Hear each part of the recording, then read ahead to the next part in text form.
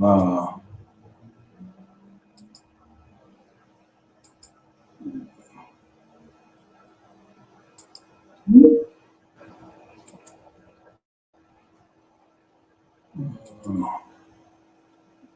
Good afternoon, everybody. Good afternoon.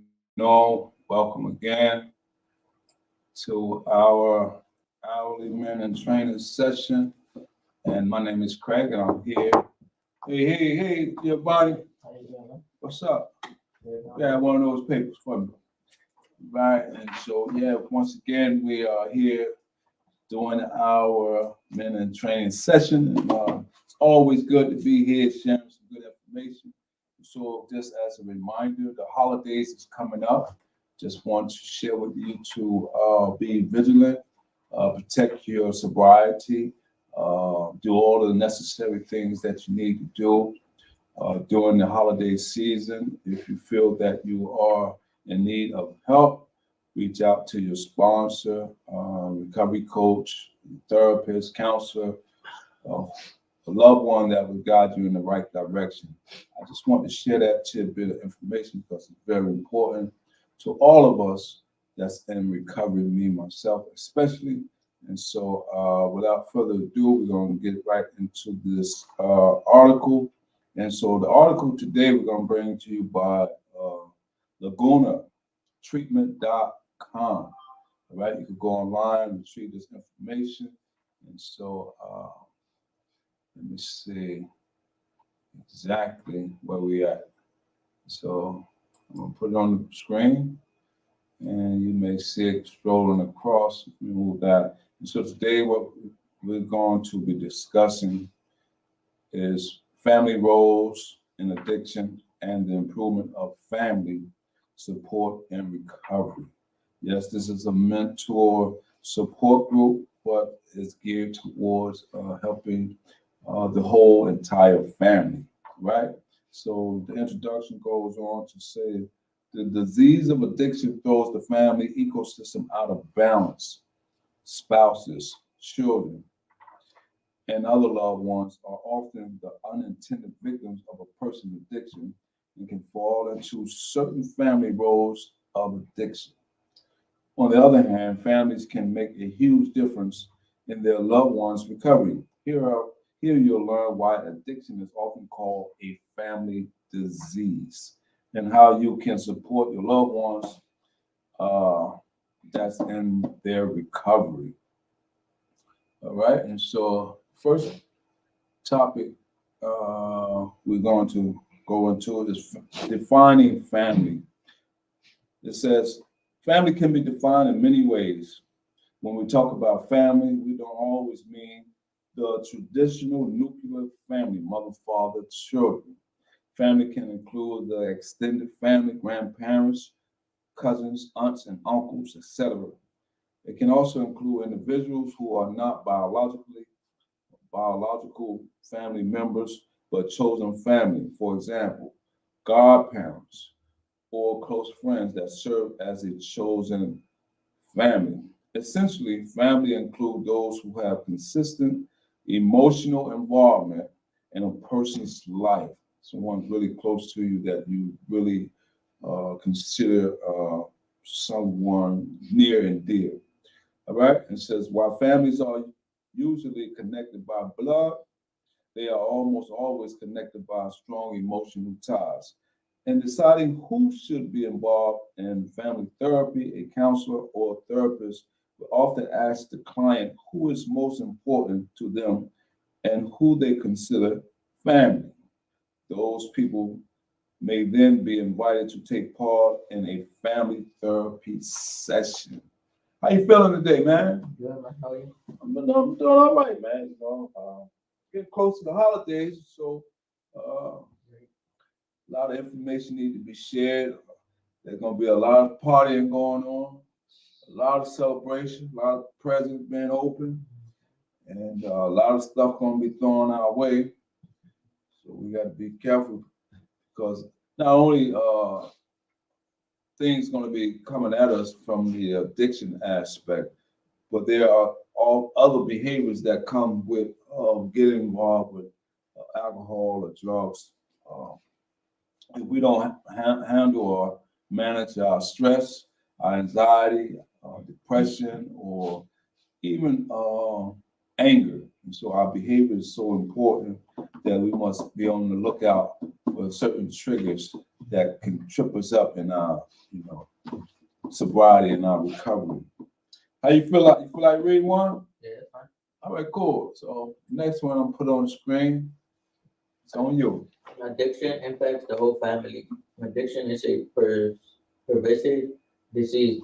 It impacts it expands to all the people who love the individual with the SUD. So, according to the American Society, according to American Society of Addiction Medicine, ASAM, addiction is even transmitted between families. For example, women married to women with addiction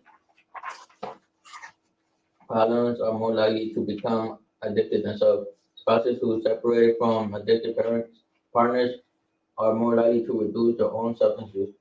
Effects of addiction on family life.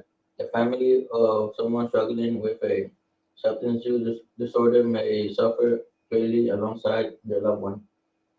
As the disease of addiction develops and intensifies, family life tends to become chaotic.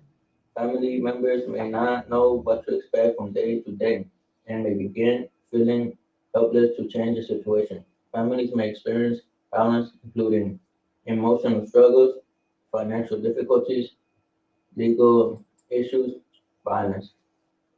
Parental substance abuse effects on children. Children of individuals suffering from addiction may also have developmental needs that go unmet or develop unhealthy attachment patterns. They may also find themselves reversing roles with their parents and having to take on an appropriate amount of responsibility.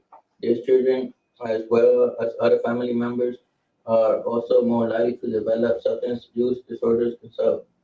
While families often bear the burden of the consequences of their loved ones' substance use disorder, they can also play a huge role in their family members' recovery. In many cases, the addicted person becomes unable to take care of themselves or their responsibilities in the way they used to, and one or more family members begin acting as a caregiver. The weight of being a caregiver is a heavy one, and it often comes with feelings of stress, anxiety, depression, fear, and anger. Caregiving is also associated with an increased risk for mental health disorders such as depression. The good news is that while families often bear the burden of the consequences of their loved ones' use disorder, they can also play a huge role in their family members' recovery. According to ASAM, family involvement in a person's recovery from addiction has significant benefits for both the addicted patient and other members of the family. Nice, nice. Yeah, you read like 3 or 4 articles, 3 or 4 sections. That's good. I appreciate you knocking it out. Yeah, so the article talks about taking on different roles, especially when there are children involved, and so those roles can be what they call role reversal due to the if the parent uh, is on drugs, and the older sibling, sometimes more or less, will have to step in and be what they call a caregiver or caretaker, because most of the time they bear the responsibility, unfortunately, due to their parents being on the drugs. So I remember when I was growing up, uh, Giovanni, there was a family that lived in our community, and it was just the mother, but it was a brother and a sister, and the mother would oftentimes be drunk on alcohol, and it was up to the female, the sister, who was the oldest child of the 2 children. She had to do all the caretaking, cooking and cleaning. She didn't really, from what I seen, they wasn't able to come out and play with us. They had to like stay in the home, make sure their moms don't, get in no trouble.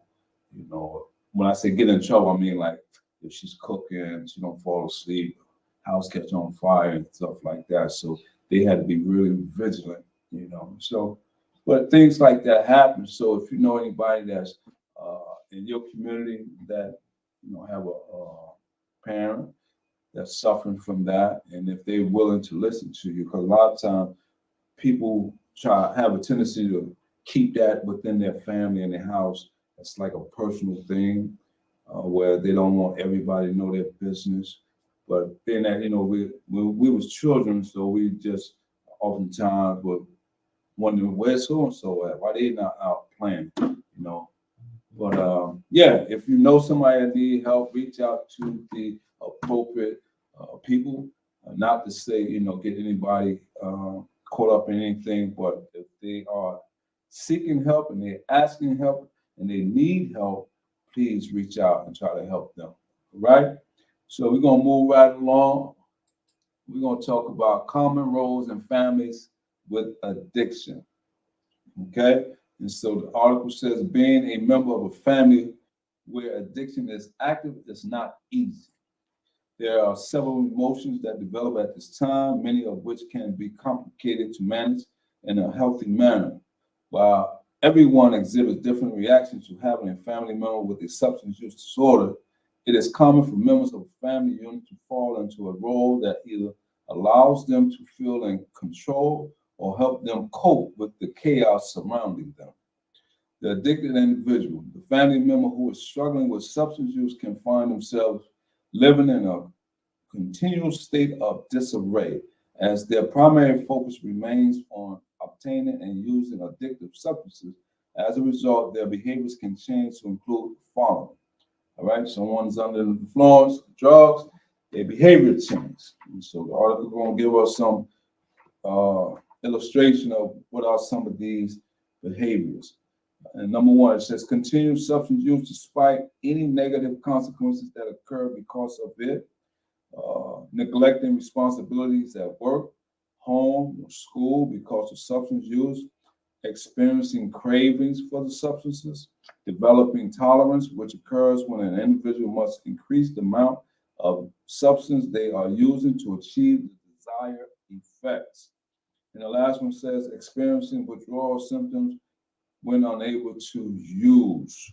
The enabler and caretaker. Remember, we're just talking about role reversals, okay? The enabler or caretaker is the family where addiction is occurring, is often the individual who is attempting to protect the family members with an SUD, substance use disorder, from the negative effects of their substance use. Rather than allowing them to experience the impacts of their use, the enabler personally handles the impacts instead. They may also neglect their own needs in order to care for the family members with an SUD, within the substance use disorder. All right, these are some different roles of a caretaker or enabler. I'm gonna read one. You feel like read one? We'll bounce back and forth. First one says the hero. The role of the hero is most commonly taken on by the oldest child in the family unit, similar to the enabler. The hero strives to take care of the individual with an substance use disorder and has a sense of responsibility for them and their actions. The rest of the family may rely on them, which can cause the hero to feel overwhelmed. Next. The scapegoat. When addiction is affecting a family unit, the scapegoat becomes the one who distracts everyone's attention away from the individual with the substance use disorder by developing negative behaviors. Despite witnessing the effects of addiction, the scapegoat is the family member who is most likely to participate in use substance use themselves. This can lead to increased risk for future personal and professional problems to develop. The mascot. The mascot makes attempts to avoid further distress by distracting the family with humor or charm. Unfortunately, this coping mechanism often creates complications in adulthood, as they may struggle with handling problems effectively and developing healthy relationships. The lost child. The lost child often does not get their needs met or their achievements recognized by other members of the family. They may isolate themselves from their family and experience loneliness and sadness. The long style tends to lack relationships with others. All right, so the next one we're going to talk about the importance of family support and recovery. Family members and loved ones of those dealing with addiction or another mental health disorder play important roles. Family support in addiction recovery may look like intervening in a crisis situation, finding treatment options, and helping them to get into treatment, providing necessary information about their life and substance use that will help the treatment professionals provide the right type of care, maintaining health records and providing them to treatment providers as necessary, advocating for their needs and rights, helping them stick with their treatment and aftercare plans, and watching for any significant behavioral changes that may signal an impending relapse. It's very important. All right. Watch for any signal that may give off that indicate that they may be back using drugs or alcohol. Your involvement has so many benefits for your loved one. Studies show that when families take part in the treatment and recovery process, the recovering person is less likely to be hospitalized or experience a relapse, more likely to adhere to treatment, more likely to recover from the disorder, less likely to be involved in the criminal justice system. Okay? So it says family members themselves can also benefit from taking part in the treatment process. They may receive education on the disease of addiction and learn healthy coping strategies to be positive contributors to their loved ones' recovery efforts. Many treatment programs invite families into the treatment process through scheduled family visits, family classes, and even family therapy. When major issues in the family improve, the recovering person may be more likely to stay in recovery, and other family members may be less likely to struggle with the same problem in the future. It's amazing, when the whole family, they say, alcohol and drug addiction is a family disease. It affects everybody in the household. And so it's amazing when one family member who's getting help, when we all participate in helping that family member, the chances are we get healthy as well. And so we don't go down the same slippery slope. Just remember, relapse from a lot of articles that we read is part of the recovery process. Everybody don't make it. Everybody don't catch on. Everybody may not comprehend the significance. Everybody may not grasp the strategies and tools, coping tools that's needed to be successful. At the first time, it may take 2 or 3. However, the goal is to keep trying until we eventually figure this thing out. All right. And so let's go on to the next one, Giovanni. Want to read? If you feel like. Okay, how can I help my loved one's recovery? Recovery is a lifelong process that requires daily work from your loved one, but you can also play a role in this journey. While you may not know exactly how to help a family member with addiction, there are plenty of ways you can support them. Take part in treatment. While your family member is in treatment, they may have opportunities for you to come visit them at scheduled times, providing your family member is open to it. Take advantage of these opportunities and attempt to hold back on expressing your resentments about things that happened in the past. Express your support and find that they are getting the help they need to break the hold to break they need to break the hold the disease of addiction has on their life. And that is so true because a lot of times, uh, especially when it comes to the family unit, when it has men involved, a lot of times we make broken promises. And that is, we don't keep our word. Say we're gonna meet you at the sporting event or birthday celebration, and due to our addiction, our disease, we may fall short. So there's a lot of abandonment. So once we get into treatment and help the loved one get back on track with the treatment aspect, we can see that we can begin to rekindle a bond that was once there or was severed. And so it's always good to get involved as a family unit. All right, the next part says, what if I can't visit? Good question.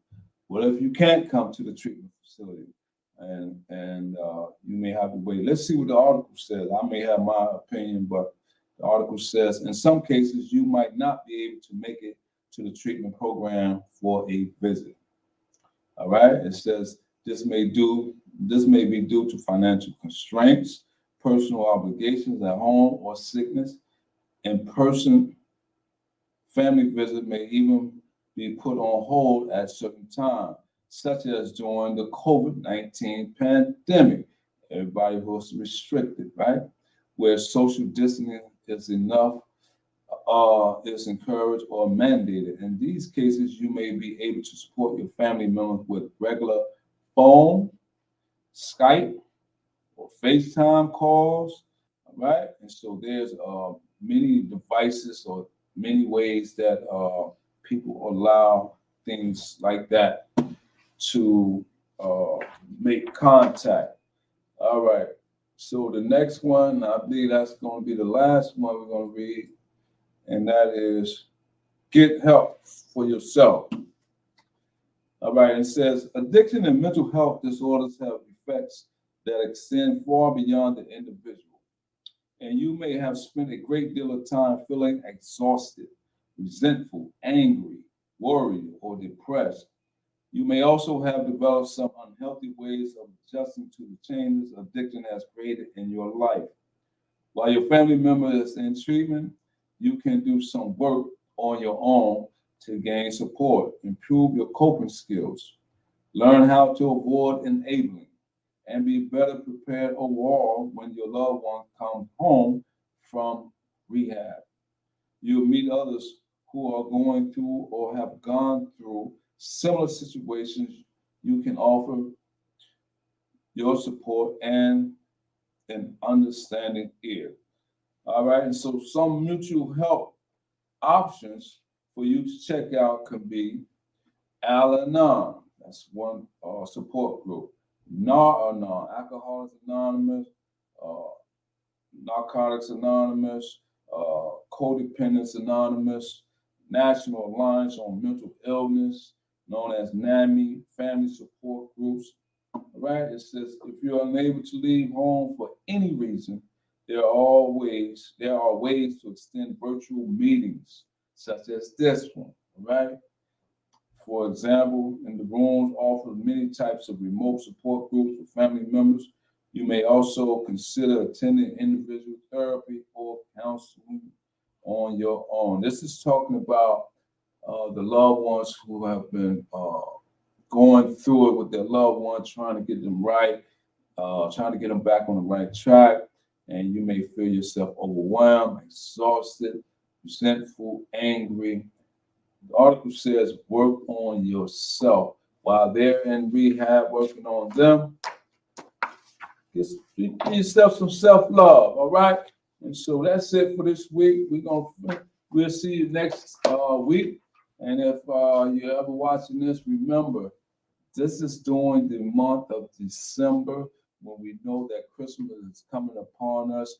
And so be vigilant, be mindful, take care of yourself, do whatever you can, keep your sobriety and stay safe.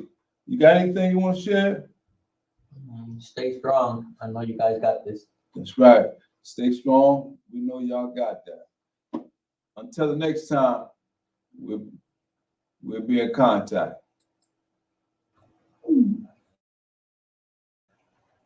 Stay strong.